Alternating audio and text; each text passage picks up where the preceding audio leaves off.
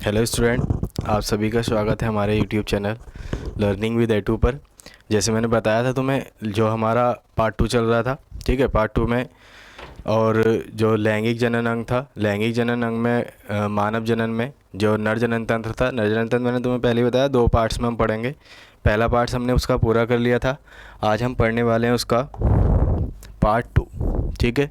Part 2 पढ़ने वाले हैं, लेक्चर 3 रहने वाला है ये, ठीक है। उसी के आगे पढ़ने वाले हैं। पहले हम नरजनन तंत्र के बारे में पढ़ें तो नरजनन तंत्र में हमने पढ़ा था कि नरजनन तंत्र के 3 भाग होते हैं। एक प्राथमिक जनन अंग होता है जो ब्रस्न होता है, ठीक है। द्वितीयक जनन अंग होता है शुक्राशय, शुक्र और शिशन, ठीक है। और सहायक जनन ग्रंथियाँ होती हैं, 2 तरह की ग्रंथियाँ होती हैं, ठीक। तो वो सारे 3 अंग हमने कर लिए थे। दूसरी चीज़ का जो हमने ब्रस्न था उसे बहुत ठीक से पढ़ा था। जो ब्रस्न होता है वो मनुष्य का, मानव का, नर का प्राथमिक जनन अंग है, क्योंकि शुक्राणुओं का जो निर्माण होता है, शुक्राणुओं का जो परिपक्वन होता है वो ब्रस्न में ही होता है, ठीक है। तो और उसके साथ एक क्वेश्चन जो सबसे ज़्यादा ज़रूरी था इसमें, वो ये कि ब्रस्न जो होते हैं वो मनुष्य में उदर गुहा से बाहर ब्रस्न कोश में पाए जाते हैं। तो क्यों पाए जाते हैं, ठीक है, साथ साथ बोलो क्यों पाए जाते हैं। कि सर वो पाए जाते हैं क्योंकि जो शुक्राणुओं का परिपक्वन होता है वो कम टेम्परेचर में होता है और हमारे शरीर का टेम्परेचर अधिक होता है, इसलिए वो शरीर के अंदर ना होकर शरीर से बाहर उदर गुहा में पाए जाते हैं, ब्रस्न कोश में, ठीक है।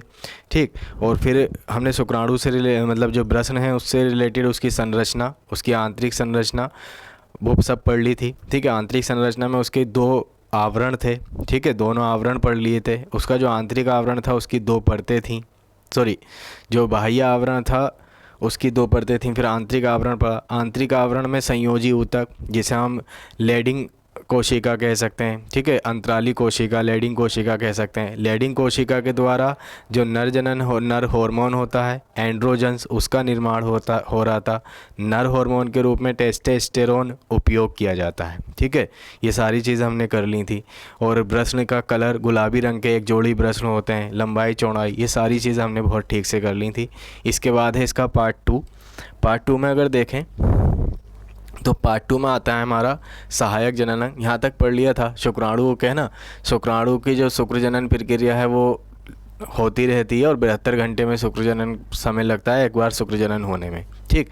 फिर इसके बाद आता है हमारा सहायक जनन अंग, एक्सेसरी रिप्रोडक्टिव ऑर्गन। तो सहायक जनन अंग में सबसे पहला होता है हमारा एपिडिडाइमिस, ठीक है।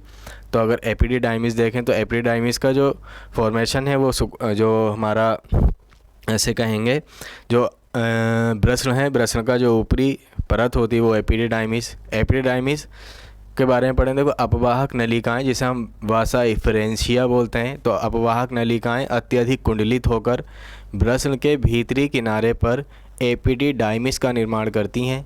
मनुष्य में यह 6 मीटर लंबी एक नलिका के रूप में होती है, ठीक है। तो जो एपिडिडाइमिस है, अपवाहक नलिकाएं पाई जाती हैं, वासा इफरेंशिया पाई जाती हैं ब्रस्न में, वो कुंडलित हो जाती हैं और कुंडलित होकर वो एक एपिडिडाइमिस का निर्माण कर लेती हैं जो भीतरी किनारे पर उसके चिपका रहता है और इसकी लंबाई 6 मीटर होती है। एपिडिडाइमिस को हम अधिब्रस्न भी कहते हैं। एपिडिडाइमिस का ही दूसरा नाम है अधिब्रस्न, ठीक है। एपिडिडाइमिस को अधिब्रस्न कहा जाता है, ठीक। एपिडिडाइमिस को क्या कहा जाता है, अधिब्रस्न भी कहते हैं। और अधिब्रस्न जो होता है इसके 3 भाग हैं, 3 भागों में इसे बांटा गया है। एक होता है हमारा कैपिड एपिडिडाइमिस, कॉर्पस एपिडिडाइमिस और कोडो एपिडिडाइमिस। इस क्रम में ही ये लगे हुए हैं, ठीक है। ऊपरी भाग जो होता है वो कहलाता है कैपिड एपिडिडाइमिस। अब मध्य भाग यानी बीच वाला जो हिस्सा होता है वो कहलाता है कॉर्पस एपिडिडाइमिस और कोडो एपिडिडाइमिस जो होता है वो उसका निचला भाग होता है, ठीक है। और एपिडिडाइमिस का कार्य ज़रूरी होते हैं, इंपॉर्टेंट होते हैं। शॉर्ट क्वेश्चन, 1 नंबर के क्वेश्चन ऑप्शंस के लिए बहुत ज़रूरी होते हैं कार्य, ठीक है। तो शुक्राणुओं को पोषण देना और शुक्राणुओं की गतिशीलता बनाए रखने के लिए अधिब्रस्न एपिडिडाइमिस का उपयोग होता है, ठीक है। तो ऑप्शंस में नीट में ये सवाल याद आ रहा है मुझे, काफ़ी बार पूछा हुआ है। ये पूछा है कि जो मतलब शुक्राणुओं को गतिशीलता या गति देता है, शुक्राणुओं को गति प्रदान करता है, वो नर जनन तंत्र का कौन सा भाग है, तो वो होता है अधिब्रस्न एपिडिडाइमिस, ठीक है। याद रखेंगे, शुक्राणुओं को गतिशीलता और पोषण देने का काम होता है एपिडिडाइमिस का, ठीक है। शुक्राणुओं को गतिशीलता देने का काम होता है, गति देने का काम होता है एपिडिडाइमिस का। इसके बाद आते हैं हम शुक्र वाहिनियाँ, इन्हें बोलते हैं वासा डिफरेंस। ठीक है, वासा इफरेंस या अपवाहक नलिकाएँ होती हैं, ठीक है, जो कुंडलित होकर अधिप्रश्न बनाती हैं। यह शुक्र वाहिनियाँ वासा इफरेंशिया अपवाहक नलिकाएँ एपिडिडाइमिस से निकल जाती हैं, निकलकर शुक्र वाहिनियाँ कहलाती हैं। जब जैसे मानो वासा इफरेंशिया जो होती हैं वो एपिडिडाइमिस में आ गई, एपिडिडाइमिस उन्होंने बना लिया कुंडलित होकर, फिर जब एपिडिडाइमिस से वो बाहर की तरफ यानी निकल के आती हैं तो वही कहलाने लगती हैं हमारी क्या, शुक्र वाहिनियाँ, शुक्र वाहिनियाँ कहलाती हैं। प्रत्येक ब्रसण से एक शुक्र वाहिनी निकलती है। ब्रसणों की संख्या कितनी होती है सर? ब्रसणों की संख्या होती है 2। तो जब शुक्र वाहिनियाँ हैं इनकी संख्या कितनी होगी कि सर होगी 2। ठीक है, तो हर एक ब्रसण से एक शुक्र वाहिनी निकलती है जो उदर गुहा में प्रवेश करती है और अपनी ओर की मूत्र वाहिनी के चारों ओर घूमकर मूत्राशय के आधार भाग में शुक्राशय में खुलती है। एक होता है मूत्राशय जहाँ पर मूत्र इकट्ठा होता है, एक होता है शुक्राशय जहाँ पर शुक्राणु इकट्ठे होते हैं। ठीक है, तो शुक्राणुओं को लाने का काम करती हैं शुक्रवाहिनियाँ, मूत्राशय में मूत्र लाने का काम करती हैं मूत्रवाहिनियाँ। मूत्रवाहिनियाँ और शुक्रवाहिनियाँ दोनों एक ही जगह पर आकर इकट्ठा होती हैं। ठीक है, फिर इसके बाद आता है हमारा शुक्राशय। शुक्राशय मैंने तुम्हें अभी बताया, शुक्राशय क्या है? शुक्राशय है सर जहाँ पर शुक्राणु इकट्ठा होंगे। ठीक है, तो इसे यूटेरस मैस्क्यूलाइनस भी कहते हैं, यूटेरस मैस्क्यूलाइनस भी कहते हैं। ठीक है, क्योंकि इंग्लिश में नाम है इसका, यूटेरस मैस्क्यूलाइनस भी कहते हैं। यह एक ग्रंथिल संरचना है जिसमें वीर्य का 60 से 70% भाग निर्मित होता है। ठीक है, तो जो शुक्राशय है उसमें शुक्राणु बनेंगे। ठीक है, शुक्राणु जैसे मान लो कि शुक्राणु हैं हमारे, तो शुक्राणु जो हैं उसमें 60 से 70% भाग वीर्य होता है। ठीक है, तो वीर्य 60 से 70% जो बनता है वो शुक्राशय में ही बनता है। ये ग्रंथिल संरचना है, ग्रंथि के नुमा संरचना है शुक्राशय में शुक्राणु रहने के लिए। जब वीर्य के बारे में पढ़ें, देखो ये इंपॉर्टेंट है, ये काफ़ी बार पूछा हुआ है, इसका पीएच मान बहुत पूछा जाता है। ठीक है, तो जो वीर्य होता है ये गाढ़ा शयान क्षारीय द्रव है, शयान क्षारीय द्रव है जिसमें प्रोटीन, फ्रक्टोज, प्रोस्टोग्लिसरीन्स आदि पाए जाते हैं जो शुक्राणुओं की पोषण ऊर्जा होती है। शुक्राणुओं की पोषण ऊर्जा कहाँ से मिलती है? वीर्य से, क्योंकि वीर्य में प्रोटीन, फ्रक्टोज आदि चीज़ें पाई जाती हैं। और इसका जो पीएच मान है देखो ये क्षारीय है, तुमने केमिस्ट्री में पढ़ा होगा सभी लोगों ने कि पीएच मान जिसका 7 से ज़्यादा होता है वो क्या होता है? क्षारीय। इसी वजह से इसका पीएच मान कितना है? 7.4। पीएच मान ज़रूर याद रखेंगे, वीर्य का पीएच मान काफ़ी बार पूछा जाता है। ठीक है, फिर इसके बाद इसका जो सहायक जननांग है, अगला सहायक जननांग है हमारा शिशन, अगला और आखिरी। ठीक है, तो ये शिशन जो होता है, शिशन पेनिस, ठीक है, यह नर का मैथुनांग है, नर का मैथुनांग होता है। मैथुन करने की प्रक्रिया, मैथुन जो प्रक्रिया होती है वो इसी के माध्यम से होती है। जो लंबा बेलनाकार उत्थानशील मतलब इरेक्टाइल होता है, उत्थानशील होता है मतलब ये अकॉर्डिंग, जैसे मानो रेज़र होती है, जैसे स्थिति होगी उसी अकॉर्डिंग हार्ड और मुलायम हो जाएगा। ठीक है, तो उत्थानशील होता है। शिशन का अग्रभाग थोड़ा मोटा होता है जिसे हम कहते हैं शिशन मुंड। ठीक है, जो अगला भाग होगा उसे कहेंगे शिशन मुंड, वो थोड़ा मोटा होता है। शिशन मुंड का जो ऊपरी आवरण होता है उसे कहा जाता है प्रीप्यूस, या कह सकते हैं अग्रछद। ठीक है, अग्रछद बोल सकते हैं या प्रीप्यूस। ये सवाल पूछा हुआ है, नीट में भी पूछा हुआ है ये सवाल। ठीक है, जो हमारा शिशन होता है उसका जो शिशन मुंड है उसकी ऊपरी त्वचा को क्या कहा जाता है? तो प्रीप्यूस या अग्रछद। इस पर मूत्रमार्ग पाया जाता है, यानी शिशन पर मूत्रमार्ग पाया जाता है। शिशन का आधार भाग चौड़ा होता है। ठीक है, आधार भाग यानी जो मध्य भाग, जो आधार भाग होता है जिससे वो जुड़ा हुआ है वो चौड़ा होता है। ठीक है, जिसे वेजाइना मैस्क्यूलाइनस कहते हैं। ठीक है, वेजाइना मैस्क्यूलाइनस कहते हैं। सामान्य अवस्था में शिशन छोटा व कोमल होता है। जब लैंगिक उत्तेजना होती है तो उस समय इसमें रक्त पात्र में रक्त भर जाता है, जो इसमें नसें होती हैं उसमें रक्त भर जाएगा, जिससे शिशन लंबा व कठोर हो जाता है। ठीक है। श्वसन का कार्य जो होता है, मेन कार्य वो मैथुन क्रिया के समय मैथुन क्रिया करना है। मैथुन क्रिया के समय जो शुक्राणु होते हैं वो शुक्राणुओं को मादा तक पहुंचाना, मादा की योनि में पहुंचाना होता है, ठीक है, जिसे वीर्य सेचन कहते हैं। ये हमने पहले ही लेक्चर में पढ़ा था, वीर्य सेचन क्या होता है। तो शुक्राणुओं को पहुंचाना, यह हमने जब शुरू से पढ़ा है तो हमने पढ़ा था कि युग्मकों का निर्माण होता है जिसे युग्मक जनन कहा जाता है। फिर युग्मक निर्माण होने के बाद युग्मक, नर युग्मक मादा युग्मक के पास चले जाते हैं जिसे युग्मक स्थानांतरण कहते हैं, ठीक है। तो इसमें भी सेम वही प्रक्रिया होती है, तो इसको हम कह सकते हैं वीर्य सेचन, ठीक है। तो जो प्राथमिक जनन अंग था हमारा, जो द्वितीयक सहायक जनन अंग था नर जनन तंत्र का, वो चारों अंग पूरे हो गए हैं, ठीक है। इसके बाद आता है सहायक जनन ग्रंथियाँ। तो जो सहायक जनन ग्रंथियाँ होती हैं वो दो होती हैं, एक होती है प्रोस्टेट ग्रंथि, एक काउपर्स ग्रंथि। तो जो प्रोस्टेट ग्रंथि होती है यह मूत्रमार्ग के आधार भाग पर पाई जाती है, जहाँ मूत्रमार्ग होता है उसके नीचे पाई जाती है। ये एक बड़ी ग्रंथि है जो कई पिंडों से बनी होती है। ये एक क्षारीय द्रव स्रावित करती है जिसे जो वीर्य का 15 से 30% भाग होता है, ठीक है। बाकी 70 से आगे का जो हिस्सा था अभी पढ़ा था हमने।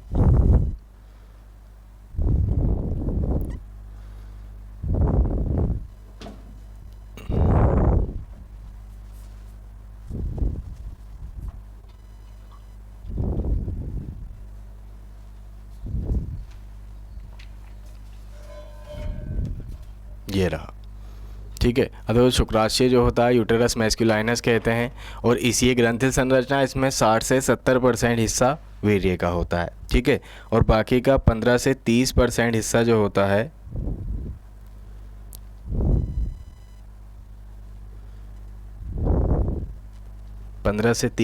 हिस्सा जो होता है वो इसी का होता है, ठीक है। तो 15-30% हिस्सा प्रोस्टेट ग्रंथि क्षारीय द्रव जो स्रावित करती है उसी का होता है, ठीक है।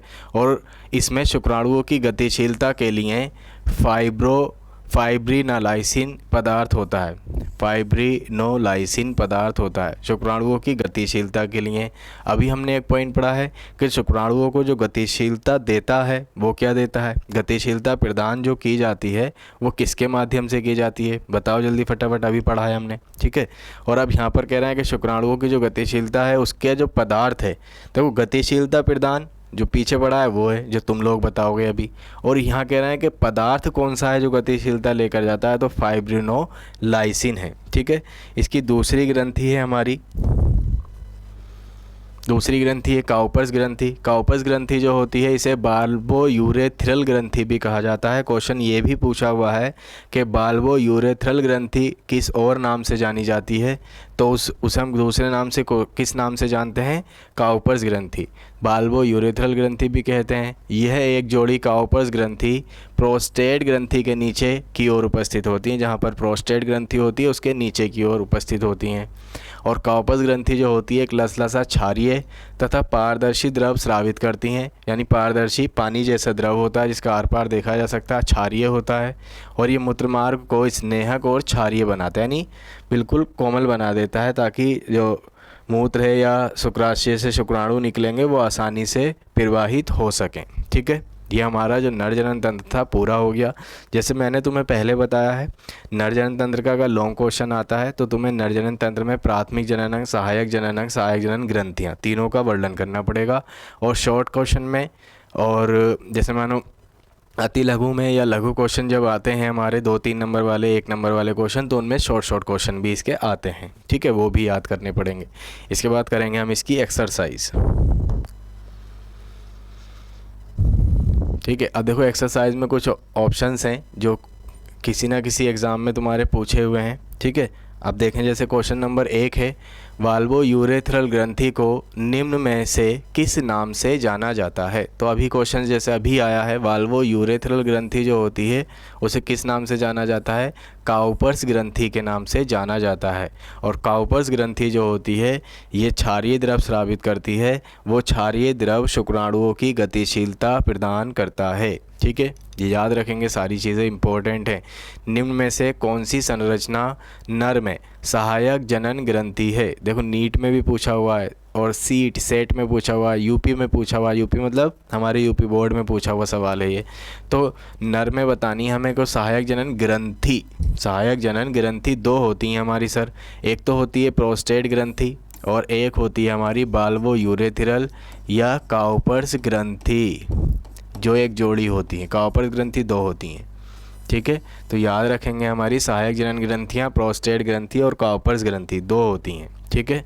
फिर अगला है स्तनधारियों में स्तनियों के वृषणों को ढकने वाला कैप्सूल है। स्तनियों का जो वृषण होता है, ठीक, हाँ, स्तनियों का जो वृषण होता है उसे ढकता कौन सा आवरण है, ढकने वाले आवरण का नाम बताना है आप लोगों को, ठीक है, कि वृषण को कौन ढकता है। तो देखो इसमें लिखे हुए हैं जैसे tunica albuginea, tunica membrane, tunica vaginalis, tunica vasculosa. देखो ट्यूनिका वेस्क्यूलोसा और ट्यूनिका मेम्ब्रेन ये दो ऑप्शन तो है नहीं, हमने पढ़ा है कि जो वृषण होते हैं उसकी आंतरिक संरचना पढ़ा, उसके दो आवरण होते हैं, एक होता है ट्यूनिका एल्व्यूजेनिया, एक होता है ट्यूनिका वेजाइनेलिस। अब तुम्हें बताना है जो उसे ढकता है ऊपर से वो कौन सा आवरण होता है, तो सर वो होता है ट्यूनिका वेजाइनेलिस, ठीक है। सबसे पहला आवरण जो होता है ट्यूनिका वेजाइनेलिस होता है, ठीक है, याद रखेंगे।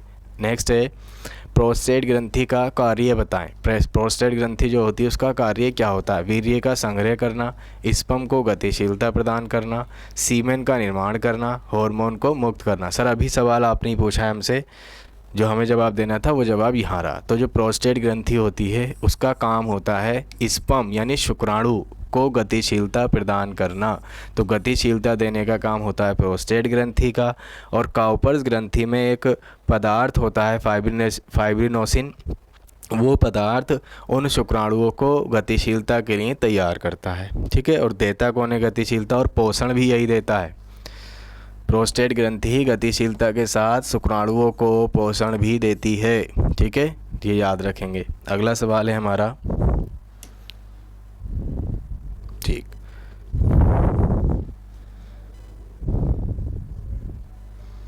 ठीक, क्वेश्चन नंबर देखो 5 है, इम्पोर्टेंट क्वेश्चन है। क्वेश्चन है सार्टोली कोशिकाएं, जो सार्टोली कोशिकाएं होती हैं वो किस में पाई जाती हैं, तो सार्टोली कोशिकाएं जो पाई जाती हैं या लेडिंग कोशिकाएं जो पाई जाती हैं वो वृषण में पाई जाती हैं। क्वेश्चन ऑप्शन हो जाएगा हमारा ए वाला, ठीक है। अब देखो ये तो ऑप्शंस थे हमारे, ऑप्शंस के बाद हमारे कुछ क्वेश्चंस हैं जो एग्ज़ाम में काफ़ी बार पूछे हुए हैं, ठीक है, किसी ना किसी एग्ज़ाम में पूछे हुए हैं, एनसीईआरटी से रिलेटेड भी हैं ये क्वेश्चंस, ठीक। अब देखो जैसे क्वेश्चन है नर जनन तंत्र की सचित्र व्याख्या कीजिए। अभी मैंने तुम्हें बताया है ये क्वेश्चन जो आएगा हमारा ये लॉन्ग क्वेश्चन है, दीर्घ उत्तरीय है, ठीक है, लॉन्ग है। और लॉन्ग जो सवाल आते हैं वो बायोलॉजी में 5 नंबर का आता है, तो 5 नंबर का सवाल है हमारा। तो इसमें तुम्हें क्या करना है, तो सचित्र वर्णन करना है नर जनन तंत्र, उसका डायग्राम, उसके 3 भाग, प्राथमिक जनन अंग, सहायक जनन ग्रंथियाँ, उनके भी पार्ट्स हैं, तो उन सभी का पूर्ण रूप से वर्णन करके आओगे, 5 नंबर पक्के मिलेंगे, ठीक है। फिर है पुरुष जनन तंत्र का एक नामांकित चित्र आरेख बनाएं, तो इसमें क्या करना है, केवल और केवल चित्र बनाना है, नाम के साथ चित्र बना हुआ है, ठीक है, चित्र बनाना है केवल। फिर है लिखा है, अगला सवाल है हमारा पुरुष की सहायक जनन ग्रंथियों के प्रमुख कार्य, सहायक जनन ग्रंथियां हैं उसके प्रमुख कार्य लिखने हैं, केवल और केवल 2 नंबर का सवाल आएगा ये, ठीक है। जो सहायक जनन ग्रंथियां प्रोस्टेट और काउपर्स ग्रंथि, तो उसके केवल क्या लिखने हैं आप लोगों को, कार्य लिखने हैं, ठीक है, ये सब पढ़ लिया है। आगे प्रश्न उदर गुहा से बाहर, ये सवाल मैं तुम्हें बता चुका हूँ, इम्पोर्टेंट है ये, इसकी डेट नहीं लिखी है, ये यूपी बोर्ड में 2014, 16, 17, 21, 23 लगातार आया हुआ सवाल है, ठीक है, लगातार आया हुआ सवाल है ये, और काफ़ी बारी एग्ज़ाम में पूछा हुआ है। और ये सवाल नीट से भी संबंधित, नीट से ज़्यादा ज़रूरी, नीट में ही बहुत ज़्यादा ज़रूरी है कि प्रश्न जो होता है वो उदर गुहा से बाहर क्यों पाए जाते हैं, तो क्यों पाए जाते हैं ये सब लोगों को पता है, बहुत अच्छे से पता है। एक बार दोहरा लो कि सर शरीर का जो तापमान होता है वो अधिक होता है, और प्रश्न का काम होता है शुक्राणुओं का निर्माण करना, और शुक्राणुओं के निर्माण के लिए शरीर के कम तापमान की ज़रूरत पड़ती है, इसलिए वो शरीर से बाहर उदर गुहा में प्रश्न कोश में पाए जाते हैं, ठीक है, ठीक। अगला सवाल है क्वेश्चन नंबर 10। शुक्राणु निर्माण में सर्टोली कोशिकाओं के कार्य को पीयूष ग्रंथि का कौन सा हार्मोन नियंत्रित करता है? एफएसएच, ये होता है फॉलिकल, आगे पढ़ने वाले हैं हम, follicle stimulating, follicle stimulating hormone. ठीक है, ये सवाल आगे आएंगे, मादा जनन तंत्र में आएंगे, सर्टोली कोशिकाएं जो होती हैं उनकी। लेकिन सर्टोली कोशिकाएं जो पाई जाती हैं वो अंडाशय में यानी मादा में पाई जाती हैं। अभी एक सवाल आया है, वो सवाल शायद गलत कर दिया हमने, वो सवाल देख लेते हैं पहले।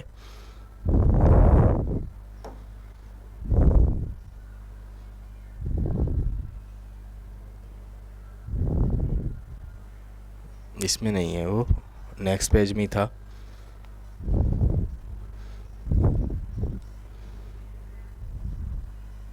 ये रहा, एक सवाल जो है ना, ये रहा, सर्टोली कोशिकाएं जो पाई जाती हैं हमारी,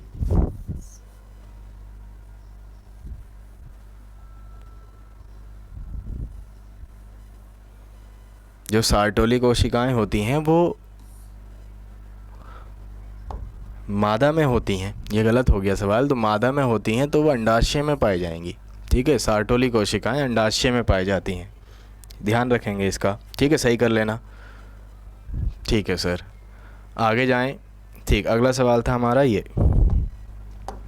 अगला सवाल है, देखो, शिशन मुंड पर पाए जाने वाली त्वचा को क्या कहा जाता है? तो शिशन मुंड पर जो त्वचा पाई जाती है, 1 नंबर का सवाल है, यूपी बोर्ड में पूछा हुआ है, नीट में भी कई बार पूछा हुआ है।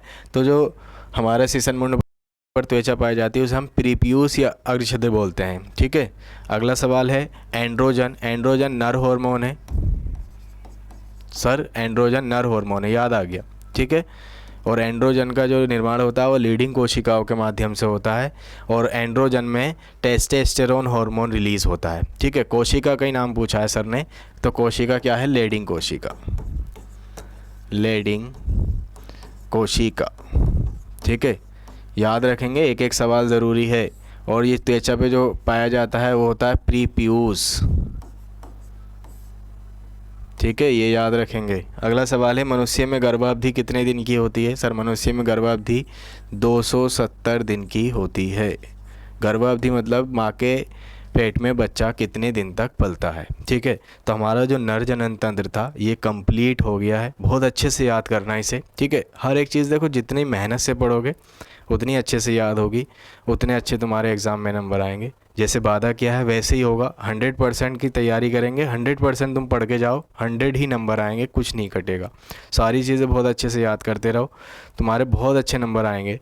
ठीक है, ये सारा हमारा आज का जो टॉपिक है ये भी पूरा हो गया है, और नर जनन तंत्र भी पूरा हो गया है। ठीक है, नर जनन तंत्र के बाद हम जो नेक्स्ट लेक्चर है उसमें पढ़ेंगे मादा जनन तंत्र, और मादा जनन तंत्र को भी हम पार्ट्स में ही पढ़ेंगे। बहुत अच्छे से करना है। ठीक है, आधे आधे पार्ट्स में आराम से याद करो, जितना अच्छा याद करोगे उतना अच्छा होगा। ठीक है, किसी में भी छोटे से छोटा भी डाउट है, मैं पहली क्लास में भी तुम्हें बता चुका हूँ, छोटे से छोटा भी डाउट है तो तुरंत पूछ लो। आप लोगों के जो डाउट्स हैं वही एग्ज़ाम में आते हैं, ये बहुत ज़रूरी याद रखना।